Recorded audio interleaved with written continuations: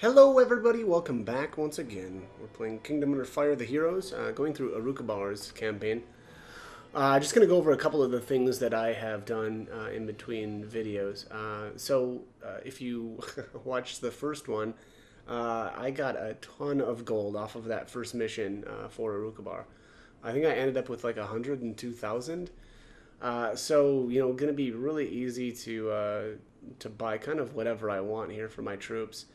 I'm not going to kind of go overboard though, because so much of the gear is dependent on what level the troop is, or so much of the gear options are limited by the troop level. So I brought Urukubarr up to 24. That was about as high as I could go. I guess I could have like nuked the rest of these units to reduce their experience, but I didn't think that was worth it. So instead, what I'm going to do here is just save a lot of the cash until I get some more experience, and then once I get these units up around level 30, that'll pretty much be it, and I'll be ready to buy whatever I want. The gear in this game has a cap of level 29. You can never there's never gear that's like level 30. So once you get to that point, you're kind of good to go, and you can buy whatever you want. But anyways, let's go over the stuff that I did buy. So I bought this necklace of Iron Will. I don't know if it's going to be the case for Urukubarr's campaign. Hopefully it is, but generally one of the things that I've noticed is that a lot of the enemies will use Meteor, which is fire-based, and so I wanted to bump up my fire resistance. And then, as usual here with the leader's troops, being that they're infantry, I really like to go with a ranged resistance bonus.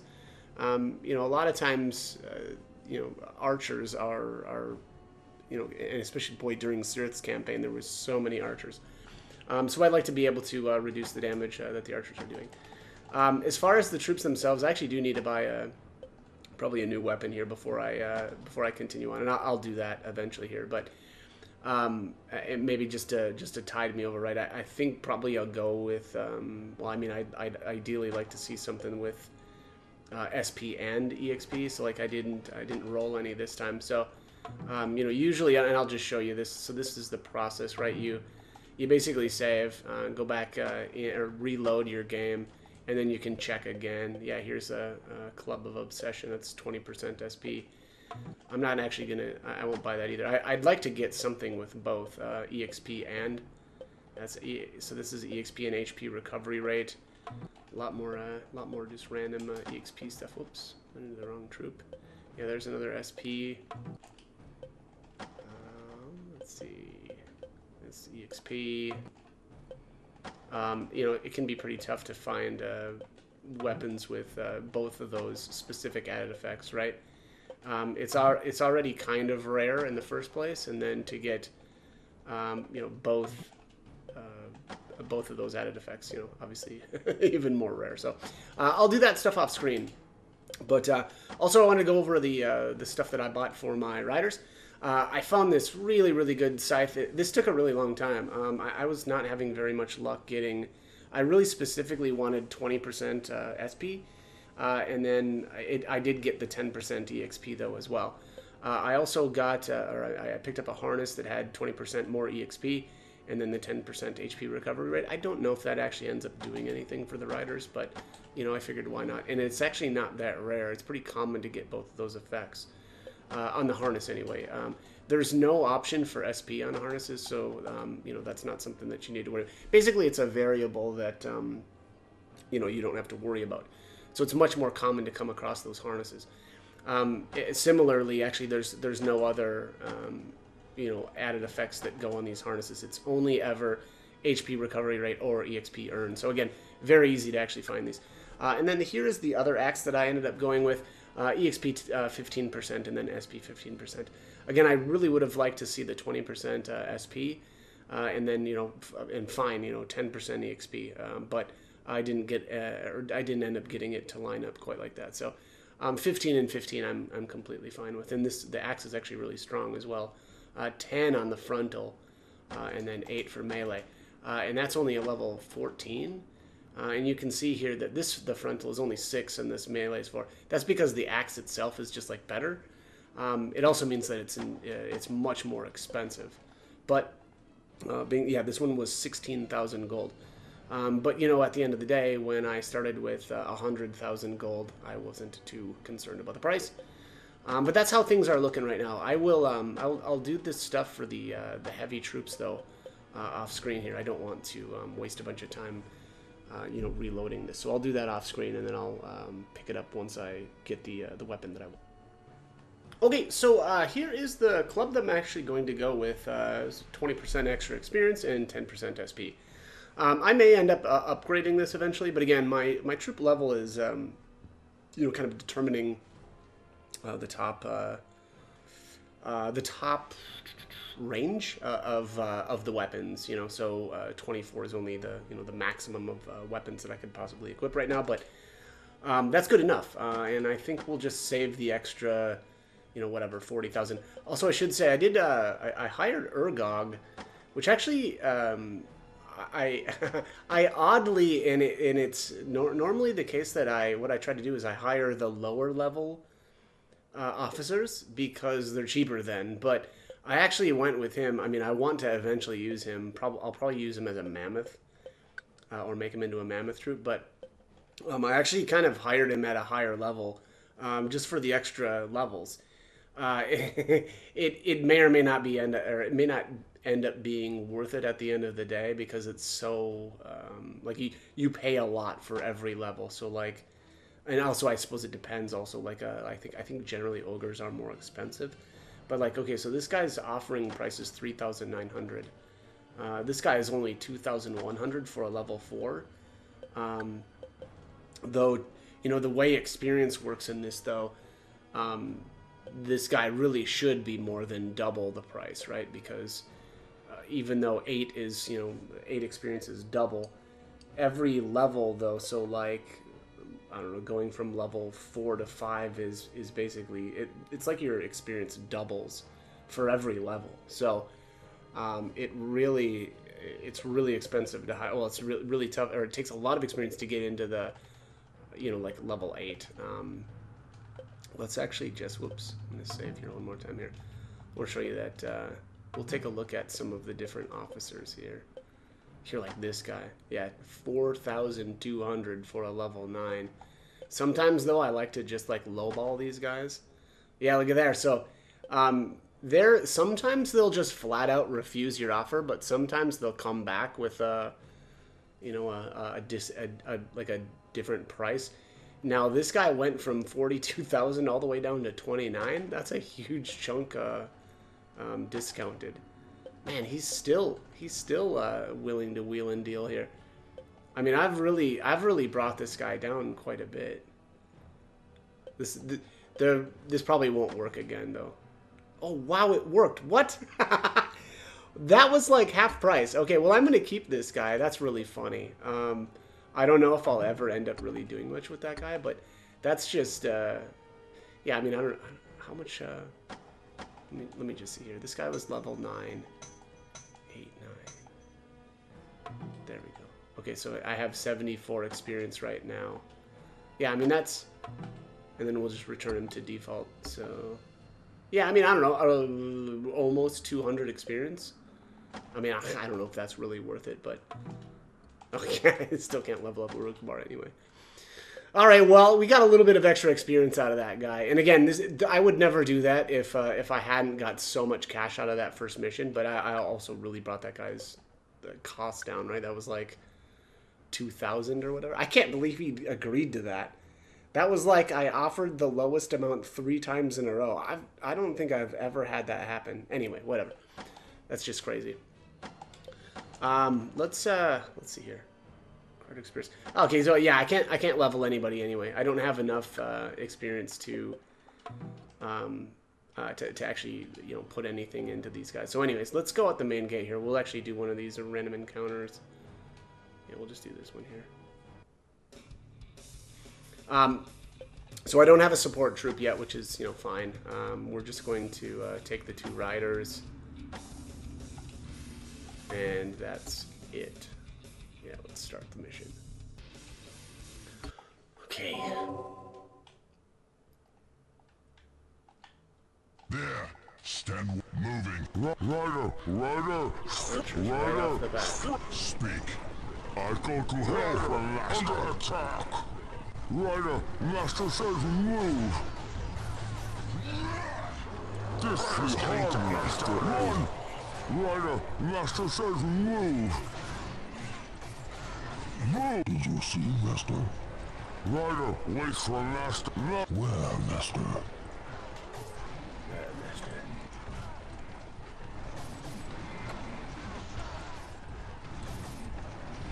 Master. Alright, I see we get...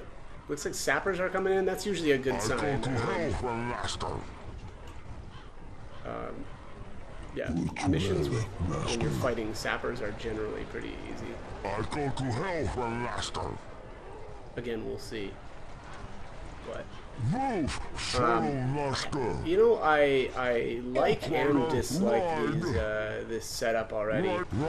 On some level, I feel like we're going to end up running into a problem where, and this is not an efficient way to heal. You know, if we had like a Dark Elf troop, for instance, the elves can drop the trees, and that'll heal every unit in range, whereas, unfortunately, with Enrage, it doesn't affect the other units. And so, it's not efficient at all, which also, I suppose, really increases the value for SP increasing equipment. So. Master says move. I think I just had those guys run in a circle. Move! Rider, wait for Rider, spread out. Where, Master?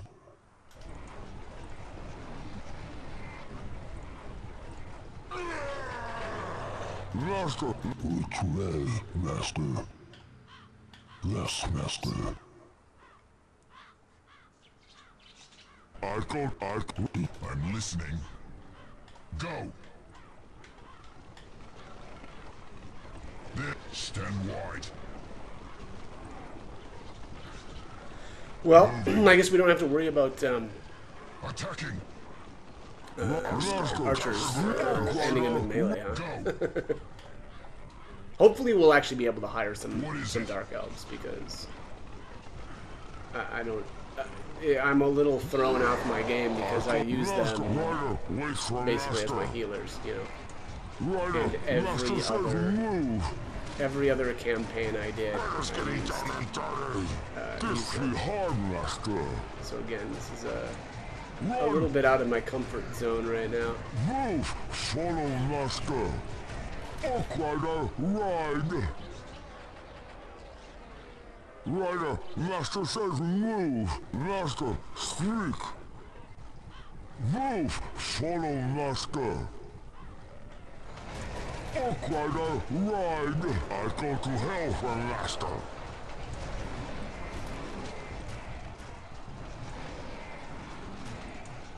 I feel like a Urukubarr would look a lot cooler if he didn't have this whatever thing on his head.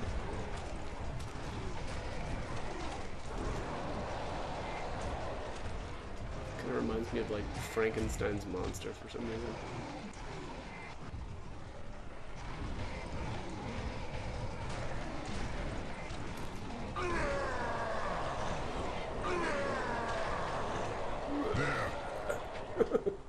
Okay. Moving on. Go. There. Oh, there we go. Archers. Right, I go to hell for... Speak. Stand wide. Go. Understood. Rider, pull fighting. Pull back. This Rider waits for Master. Rider, Master says move. Move. Follow Master. This be hard, Master. Run. Move. Follow Master. Rider, ride.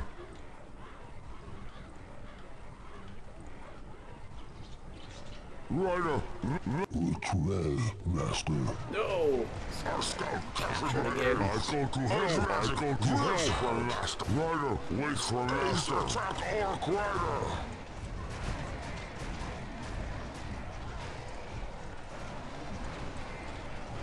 Master, speak!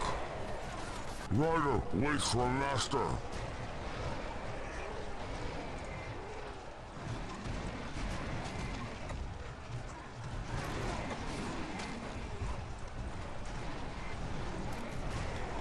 I go, Master, apparently another archery unit out here, huh? Yep, that's it.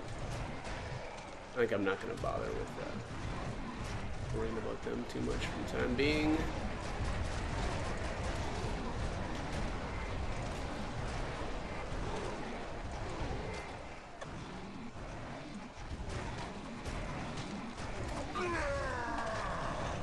Please attack Orc Rider! Rider waiting out! Rider waits for Master! Move! Follow Master! Orc Rider, ride! Rider, Master says move! This be harmless! Run! Orc Rider, ride!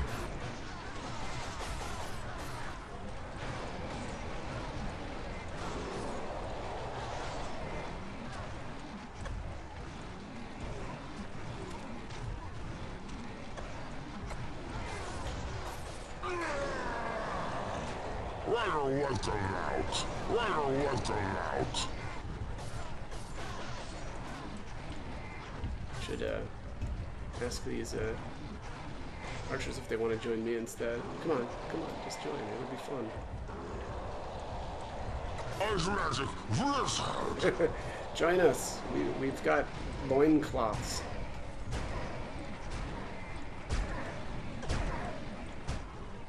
Master, speak!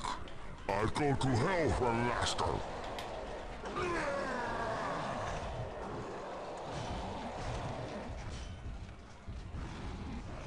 I go to hell for Master! Move! Follow Master! Orc Rider, ride! Rider waits for Master! Rider waits for Master! Master, speak! Rider, Master says move! Move! Follow Master! Orc Rider, ride! Okay. Let's take out some of these burdens.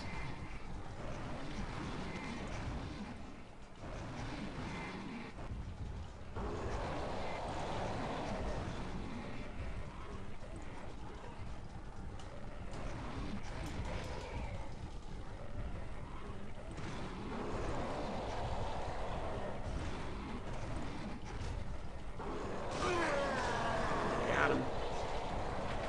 There! Stand wide, move! Rider! I'm listening.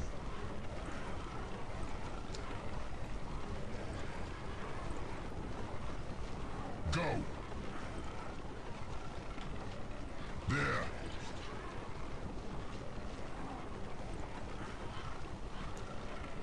Moving. Blizzard! Attacking! Understood! Pull back! Pull back! Rider's getting down and dirty! Stand. Attacking! This be harmless, girl! Run! Rider, Master says move! This be harmless, girl! Run! Rider, Master says move! Move! Follow Master! Orc Rider, ride! Did you see, Master? I go to hell for Master!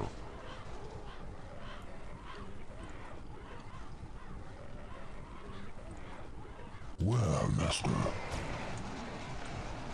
Rider waits for Master!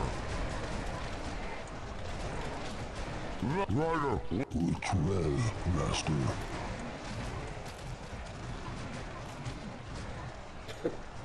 It's like a bull in a china shop here.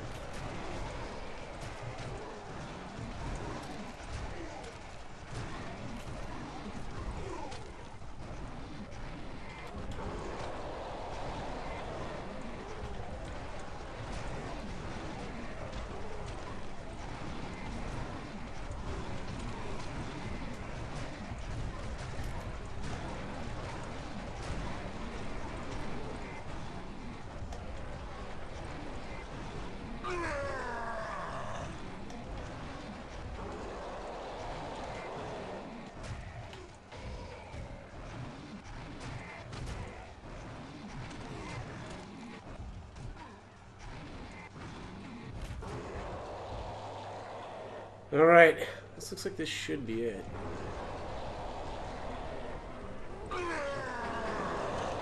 Rider, finish the line. That is it. 42,000 gold. Man.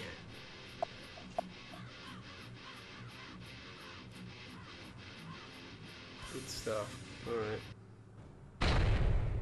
Alright, well, gonna head back to the base here. Probably get some, or spend some of this experience. Maybe buy some new weapons and or gear. And then we'll pick it up in the next one. So as always, hope the guide was helpful, and thanks for watching.